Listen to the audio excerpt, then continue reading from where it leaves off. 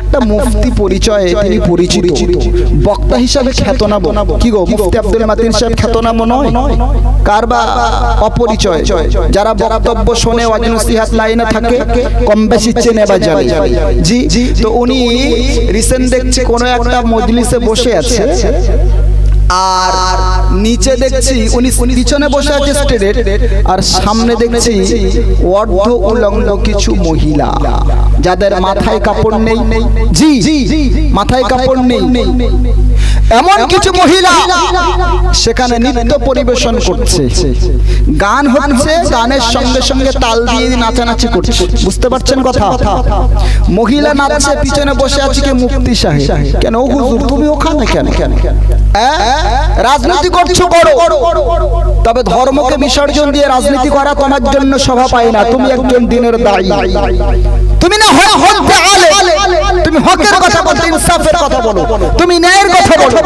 তুমি মানুষকে এমনি করে বলে বেড়াও যে আমি ইসলামের জন্য এমন এমন কাজ করেছি, এ করেছি, এটা করি, ওটা করি, সবই তো ভালো। এটা কেমন কাজ প্রকাশ পেল, যেটা আজ আমাদের আলেম সমাজদেরকে আপনার কাছে একটা প্রশ্ন, গোটা বাংলা থেকে কি অবস্থা হচ্ছে? গোটা বাংলা জুড়ে দেখছি জি আলেমরা এখন সব রাজনীতির ময়দানে। ঠিক বলছি না ভুল বলছি?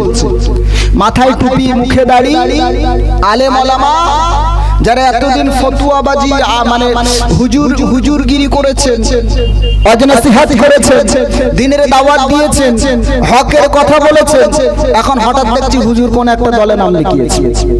এখন প্রশ্ন অনেকে বলতে পারে, হুজুরের ভক্ত যারা আছে রাগ করবে, বলবে কি হুজুরদের তাহলে কি রাজনীতি করতে নেই? হুজুরদের কি রাজনীতি করতে নেই? এটা প্রশ্ন। শরীয়তের দৃষ্টিকোণ থেকে রাজনীতি করা কোনো ওলামায়ে কেরামের জন্য নাজায়েজ না। কি বললাম? কোন আলেম যারা মনে করে যে রাজনীতি এক জিনিস আর ধর্ম আরেক জিনিস, এটা ভুল। ইসলামের সঙ্গে রাজনীতির একটা নিগুড় সম্পর্ক আছে, দুটো ভিন্ন জিনিস না। ইসলামে রাজনীতি আছে, আপনি রাজনীতি করতে পারেন। দেশের মধ্যে, এলাকার মধ্যে যে আলেমরা রাজনীতি সম্পর্কে বোঝে, যার এক্সপেরিয়েন্স, অভিজ্ঞতা ভালো, যিনি হকের পক্ষে বাতিলের বিরুদ্ধে কথা বলতে পারবেন, যিনি বাকিগুলোদেরকে নিজের মতের সঙ্গে একমত করে নিতে পারবেন, এমন যোগ্য, এমন মানে এক্সপেরিয়েন্স ওয়ালা, অভিজ্ঞ ওলামায়ে কেরাম রাজনীতি করতে পারে। এদের জন্য রাজনীতি করা ভালো। এই তো দেখছি আমাদের মুফতি আব্দুল মাতিন সাহেব হাড়োয়াতে ভোটে দাঁড়িয়েছে। ভালো কথা, আমি ওনার বিরুদ্ধে বলছি না, পক্ষেও বলছি না, কারণ সবার তো একটা ভক্ত থাকে। মানুষ লেখালেখি করতো এতদিন, উনি মুফতি কোথা থেকে হয়েছে সার্টিফিকেট দেখা, কোথা থেকে মুফতি পাস করেছে, প্রশ্ন আছে। আপন জায়গায় উনি মুফতি কি মুফতি না, এটা বিতর্কিত বিষয়, সে বিষয়ে আমি কথা বলছি না। তবে উনি একজন আলেম মানুষ, দায়ী, বক্তা, খ্যাতনামা বক্তা, পশ্চিম বাংলা সহ একটা পরিচিত মানের বক্তা। জি, সমাজের জন্য অনেক খেদমত উনি করেছেন, খেদমত আঞ্জাম দিয়েছেন। জি, আমি বিরোধিতা করছি না। উনি রাজনীতিতে এসেছে, ওটা নিতান্ত একান্ত ব্যক্তিগত ব্যাপার। উনি রাজনীতিতে আসার কারণে যদি দেশের বা দশের উপকার হয়, কমিউনিটির উপকরণ হয়, জি, তাহলে রাজনীতি করা ওনার জন্য দর্শনীয় নয়। ওয়েলকাম, মোস্ট ওয়েলকাম, আমরা সবাই তাকে জানিয়েছি। কিন্তু আজকে আস্তে আস্তে একটা ভিডিও দেখলাম, মাথায় হাত, ভিডিওটা দেখে আমার যেন অবাক হতে হলো।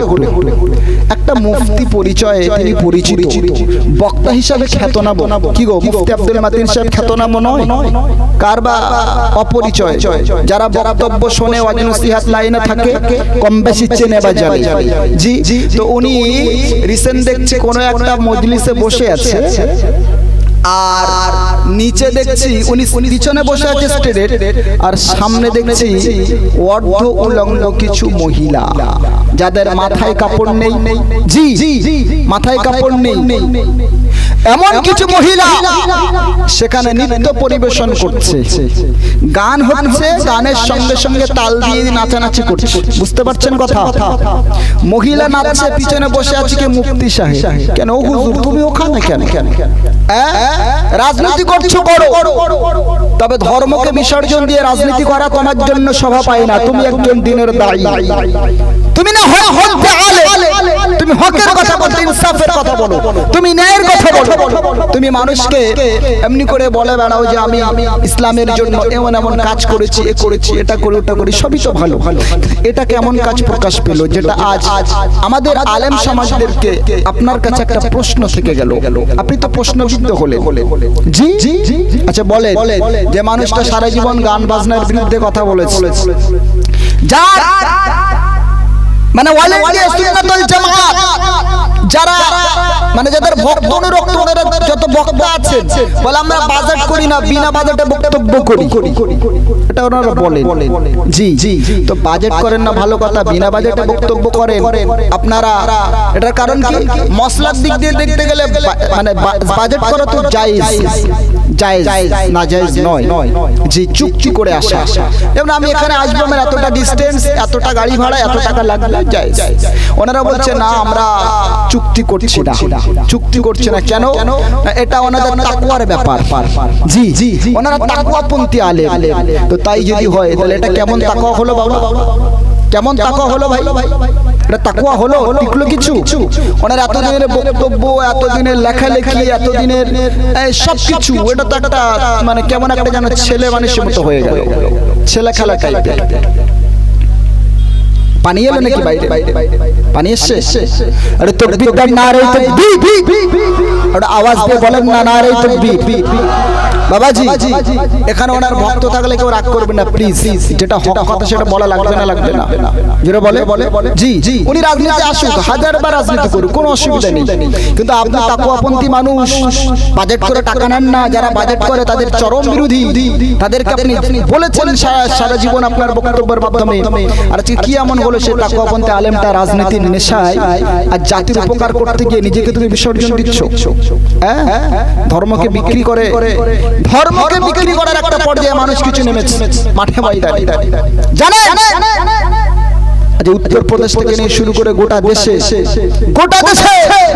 যখনই ভোটের সময় আসে, নির্বাচনের সময় আসে, একদল টুপি দাড়িওয়ালা বেশধারী মানুষ চলে আসে জাতিকে ধোঁকা দেওয়ার জন্য, ধোঁকা দেওয়ার জন্য, অন্য কোনো উদ্দেশ্য তাদের না। নিজের ব্যক্তি স্বার্থ চরিতার্থ করার লক্ষ্যে জাতির পিছনে মানুষ যায়, জনগণের যা খুশি তাই হোক, ওদের সমস্যা নেই। ওদের উদ্দেশ্য এটাই, নিজের যেন নিজে আখের গোছাতে পারে। জি বাবাজি, এজন্য আমি আপনাদেরকে অনুরোধ করব, বাইরে যারা আছেন, রাজনীতি ছিলেন, আছে, থাকবে, আপনারা করবেন, সময় অপচয় না করে আপনি আজকের মাজলিস আপনার জন্য অপেক্ষারত, আপনার উপস্থিতি আমরা কামনা করছি। মেহেরবানি করে যারা আওয়াজ শুনছেন সকলেই একটু মজলিসে বসে যান, চলে আসেন। আমি আপনাদের নিয়ে কোরআনুল কারীমের সূরা আসর থেকে একটা আয়াত কারিমা আমি তেলাওয়াত করেছিলাম। আল্লাহ পাক রব্বুল আলামিন তাই বললেন, ওয়াল আসরি ইন্নাল ইনসানা লাফি খুসুর। আল্লাহ পাক বলেন সময়ের কসম, পৃথিবীতে যত মানুষ আছে সব ক্ষতিগ্রস্ত, ক্ষতির মধ্যে। আমরা যারা এখানে আছি, পাঞ্জাগানে নামাজ কে পড়ে একটু হাত তুলে দেখাই, কারা নামাজ পড়ে একটু হাত তুলে দেখাই আল্লাহকে। মাশাআল্লাহ, প্রত্যেকে নামাজ পড়ে, হাত নামান। আচ্ছা, নামাজে আমরা সূরা আসর সবে তেলাওয়াত করি না? করি কি করি না? আল্লাহ পাক সূরা আসরের প্রথম আয়াতে বলছেন, ওয়াল আসরি ইন্নাল ইনসানা লাফি খুসুর। নিশ্চয়ই পৃথিবীতে যত মানুষ আছে সব খাসারা, ক্ষতির ভিতরে। মুসলমান ঘরের ছেলেরা মনে রাখো, নীল আকাশের নিচে, নীল গগনের উপরে আমাদের বসবাস রয়েছে। আল্লাহ পাক রব্বুল আলামিন কোরআনুল কারীমের ভিতরে জনগণকে উদ্দেশ্য করে, তার বান্দাদেরকে উদ্দেশ্য করে আল্লাহ বললেন, ওয়াল আসরি ইন্নাল ইনসানা লাফি খুসুর। এ বিশ্ববাসী শোনো, আমি আল্লাহ পাক তোমাদেরকে বলে দিলাম, নিশ্চিত করে পৃথিবীর জমিনে তোমরা যত মানুষ রয়েছে সব খাসারা, ক্ষতির ভিতরে তোমরা নিমজ্জিত। শোনো গো, আল্লাহ পাক আসর বলতে তাফসীরকাররা লিখেছে আসর বলতে আমার আল্লাহ আসরের নামাজকে আল্লাহ বুঝিয়েছেন। জোরে বলুন সুবহানাল্লাহ। আসর বলতে আমার আল্লাহ তাআলা আসরের সময়টাকে আল্লাহ বুঝিয়েছে। বাবাজি আমার তাফসীরকাররা লিখেছে পৃথিবীর ভিতরে যত সময় আছে সবচেয়ে ভালো সময়, যে সময়ে বহুত কল্যাণ পৃথিবীতে বেশি বেশি পাওয়া যায়, রবের দেওয়া রহমত যে সময় অন্তর্ভুক্ত হয়ে যায়, এই সময়টা হলো আসরের সময়। আল্লাহ পাক রব্বুল আলামিন তার হাবিব সাল্লাল্লাহু আলাইহি জানিয়ে দিয়েছে যদি কোনো মানুষ পৃথিবীর জমিনে লাভবান হতে চায়, যদি কোনো মানুষ সংসার জীবনে বারাকা পেতে চায়, উন্নতি করতে চায়, তবে ওই মানুষটা যেন আসরের নামাজ আদায় করে নাই। জোরে বলুন সুবহানাল্লাহ। এই বাবাজি আমার তাফসীরকাররা লিখেছে একটা মানুষের কাছে গোটা দুনিয়া বড় সম্পত্তি রয়েছে, সম্পদ রয়েছে, আর একটা মানুষের ঝুলিতে আসরের নামাজ রয়েছে। গ্রামের একটা ভ্যান চালক টোটোওয়ালা আসরের নামাজ পড়ে, কিছু মানুষ জমিতে কাজ করে আসরের নামাজটা সময় মতো আদায় করে নাই। অপর এক ব্যক্তি तमाम পৃথিবী ভরা সম্পদের মালিক আল্লাহ পাক রব্বুল আলামিন বলে বান্দা শোনো গো, আমি আল্লাহ তোমাদের জানিয়ে দিলাম এই পৃথিবী সম্পদ ভরা ওই যে ব্যক্তি তার কাছে রয়েছে, ওর চেয়ে যে ব্যক্তি আসরের নামাজ আদায় করে ওই আমলনামে অনেক গুণে বেশি সম্পদ রয়েছে। অতএব দুনিয়াদারে দুনিয়া ভরা সম্পদের ব্যক্তির চেয়ে আসরের নামাজ পড়নেওয়ালা ব্যক্তি আমার আল্লাহর কাছে অনেক গুণে বেশি ধনী। জোরে বলুন সুবহান। আর একটু জোরে বলা যাবে না সুবহানাল্লাহ? এই মুসলমানেরা শুনে রাখে, এজন্য জগৎ বরণ্য আলেম মাওলানা আশরাফ আলী থানভী রাহমাতুল্লাহ আলাইহি যাকে হাকিমুল উম্মাত বলা হয়েছে, জ্ঞানের সাগর বলা হয়েছে, হাকিমুল উম্মাত উপাধি দেওয়া হয়েছে। মাওলানা আশরাফ আলী থানভী ওনার কিতাবের ভিতরে ব্যক্ত করেছে আসরের নামাজের পর যদি কোন আল্লাহর বান্দা জমিনে শায়ন করে ঘুমিয়ে যায় তবে ওই ব্যক্তিটা মাজনুন হওয়ার সম্ভাবনা রয়েছে। যারা আসরের পরে ঘুমাতে যায়, রাতকে আসরের পরে শায়ন করতে যায়, ওদের এমনি স্মৃতি শক্তি আস্তে আস্তে লোপ পেয়ে যায়, কমে যায়। একটা পর্যায়ে দেখা যায় ওই ব্যক্তিটা জুনুন পাগলে রূপান্তরিত হয়। আশরাফ আলী থানভী বললেন এজন্য যদি কোনো ব্যক্তি প্রভুত্ব কল্যাণ লাভ করতে চায়, রবের দেওয়া রহমতের অন্তর্ভুক্ত হতে চায়, ওই ব্যক্তিটা যেন আসরের নামাজ পড়ে জমিনে কাজের জন্য, এমনি করে অন্য কোন কাজে যেন লেগে যায়। জোরে বলুন সুবহান। আর একটু জোরে বলা যাবে না সুবহানাল্লাহ? তাহলে আসরের একটা ব্যাখ্যা হলো আসরের সময়। তাফসীরকাররা আরেকটা ব্যাখ্যা এনেছেন, কি অন্যত্র লিখছেন আসর বলতে আল্লাহ আমাদের জীবনকে বুঝিয়েছে। আসর মানে সময়, আর সময় মানে আমাদের জীবন। জি, যেদিন আমাদের জীবন থাকবে না, সময় যেদিন থাকবে না, সেদিন আমাদের জীবন কথা বলে থাকবে না। আমরা হায়াতে আছি, প্রধান কারেন্ট চলে গেছে নাকি? কারেন্ট চলে গেছে, কাগজ লাগাচ্ছে, ফ্যানটা বন্ধ করলো কেন? শব্দ হচ্ছে, থাক তবে আচ্ছা থাক সমস্যা নেই। তাহলে আসরের একটা ব্যাখ্যা, আসরের সময় আর একটা ব্যাখ্যা বলছে আসর মানে হলো আমাদের জীবনকে আল্লাহ বুঝিয়েছে। কি বুঝিয়েছে? জোরে বলে বাবাজি আমার মনে রাখে, আমাদের জীবনটা হলো জীবনটা আমারই। বাবাজি সময় যতদিন থাকবে জীবন আমাদের ততদিন থাকবে গো। যেদিন সময় থাকবে না সেদিন আমাদের জীবনটা থাকবে না, সেদিন আমাদের জীবন পরিসমাপ্তি ঘটে যাবে। মুসলমান ঘরের ছেলেরা, যমুনারা, যুবকেরা, আল্লাহর মাহবুব বান্দা বান্দীরা শুনে রাখে। এইজন্য বিনার সঙ্গে আপনাদেরকে বলতে চাই, আরে বন্ধুরা, আমরা টাকার বেলায় বড় হিসাবি, বারবার টাকা গণনা করি, টাকা আমরা গণনা করি, টাকা গুনে গুনে গুনে গুনে রাখি, গুনে গুনে রাখি, নেওয়ার সময় গুনে গুনে নি, দেওয়ার সময় গুনে গুনে দিই। বাবাজি টাকা দেওয়া কিংবা নেওয়ার সময় কম হয়ে গেলে আমরা অন্যকে বকা দিই না দিই না। অনেক চালাক বাঙালি আছে, গুনতে পারে না, কম দিলে বুঝতে পারে। আচ্ছা না নেই? যারা বলে সব বোঝে, ইসলাম বোঝে না, সব মানে সব জানে কিন্তু মানে না। আচ্ছা এখানে এতগুলো মানুষ বসে আছে, কেউ বলতে পারবে যে না আমি ইসলাম সম্পর্কে হালাল হারাম কিছু বুঝি না, এমন কেউ আছে? যারা বলে নামাজ পড়ো না কেন? বলে এখন আমাদের সময় হয়নি তাই বলে না বলে বয়স না আমাদের, একটু ফুটতে না মারলে হয়। আচ্ছা বয়স কখনো উঠতি হয়? আওয়াজ করে বলবে। I think plant of education people I present here. শিক্ষিত ভাইদের কাছে আমার প্রশ্ন, শিক্ষিত ভাইদের কাছে আমার বক্তব্য, জি একটু আপনারা যদি বিবেকবান হন, বিবেক দিয়ে আকল দিয়ে ভেবে দেখবেন, পৃথিবীর যেদিন আমরা মায়ের পেট থেকে দেখেছি সেদিন থেকে আজ পর্যন্ত আমাদের সময়টা হচ্ছে পড়তি সময়, উঠতি সময় বলে কিছু হয় না। আমরা যারাই জলসা শুনছি, আমি জলসা করছি, আপনারা বাড়িতে বলেছেন কি যে আমরা 11 নম্বর মোল্লাখালী বা মোল্লাপাড়ায় জলসায় যাচ্ছি, বলি না, কিন্তু আমরা না জলসায় আসি না, মূলত আমরা আমাদের কবরের দিকে আগিয়ে এসেছি। যত সময় ওয়াজ শুনছি ততটা আমরা কবরের দিকে আগিয়ে যাচ্ছি না খানা না বলে জি 2026 সালে এই জলসায় যারা বসেছেন 27 সালে আবার বসবেন, এর কোন গ্রান্টার আপনাদের কাছে আছে? খানা না বলে নেই। অতএব আমরা সবাই মৃত্যুমুখী কবরের পথযাত্রী। বুঝতে হবে আমাদের দুনিয়ার জীবনটা হলো পরীক্ষার জীবন, মান্যতা দিতে হবে, গুরুত্ব দিতে হবে, একটাই জীবন, আর দ্বিতীয়বার পৃথিবীতে ফিরে আসবার সুযোগ নেই। আমাদের জীবনের মূল ধন হলো সময়। জীবনের মূল সম্পদ কি? জোরে বলে সবাই, জীবনের মূল সম্পদ সময়।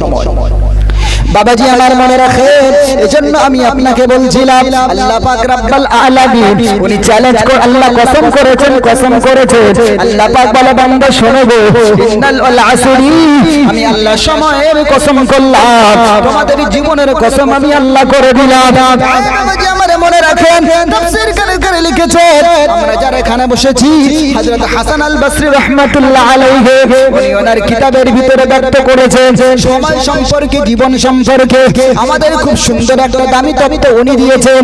উনি বলেছেন ইয়া আবনা আদম, ওরে আদম সন্তান, ইয়া আবনা আদম ইন্নামা আনতা ইয়ামুত ফাইদা যাহাবা ইয়াউমুন যাহাবা বা'দুকা। হে আদম সন্তান তোমরা শোনো, আমি হযরত হাসান আল বসরি তোমাদেরকে বলে দিলাম, না যখন দিনের কোন প্রভাত উদিত হয়, তখন একটা সেকেন্ড তোমার জীবন থেকে চলে যায়। 26 তারিখ আজকে আমরা যে 26 সালে যে জলসায় বসেছি, একটা সেকেন্ড যখন চলে যায় পৃথিবীর জমিনে, ওই সেকেন্ডটা দ্বিতীয়বার আর কেউ না ফিরে পায়। পৃথিবীতে 3টে জিনিস কখনো কোনো মানুষ ফিরে পাবে না।